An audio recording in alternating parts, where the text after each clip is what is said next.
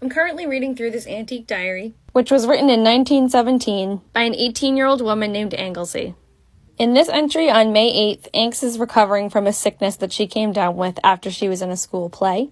And in it, we're going to learn more about her sister, Anne. I still felt sick, so did not dress, but went down after breakfast to the sitting room sofa. I didn't do much but lie there all day. My play flowers and those V. Wagner gave me last night were lovely, and I had them down there with me. I knitted a little bit, and Uncle Ned and Aunt Lillian came in for a few minutes after dinner. I went up to bed about 10:30. Poor Anne is in an awful state because Mother, Father, and Mrs. Fuller don't think she should get married yet. She has weepy interviews with Mother every now and then. I'm not sure about this word. Closest I could guess was interviews. Wally has measles. Letters from Nat, Helen, Lou, and Lincoln. Aunt Kate was operated on today at the Brooklyn Hospital. I have some extra info to share about Anne and why she's so sad.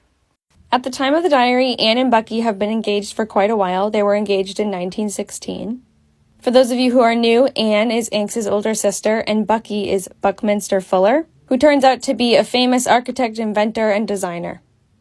Although they've been engaged for a little while, their relationship was not very stable, and that was because of some disapproval from some family members. In this book about Bucky by Alden Hatch, apparently Anne's mother and father, along with all the children in the Hewlett family, loved Bucky and were accepting of him. But Daniel Willits, who is Anne's maternal grandfather, did not care for him. The thought of any man, let alone a chap with Bucky's poor record at Harvard, he was expelled, and dubious prospects, marrying his darling granddaughter turned him hard as black ice.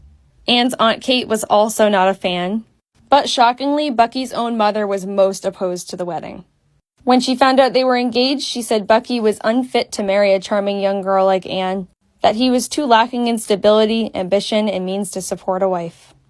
Driven by anxiety and her Puritan conscience, she actually called on Mr. Hewlett and told him that Bucky was irresponsible, thoughtless, and selfish, and advised him that he was sure to make Anne unhappy and to on no account let his daughter marry her son. Apparently she came around and gifted Bucky a ruby ring to give to Anne, which I think she might be wearing in this picture. I'm guessing some of the trouble in this entry is related to all that baggage. However, in about a month, Anne does marry Bucky, and I can't wait to read you that entry.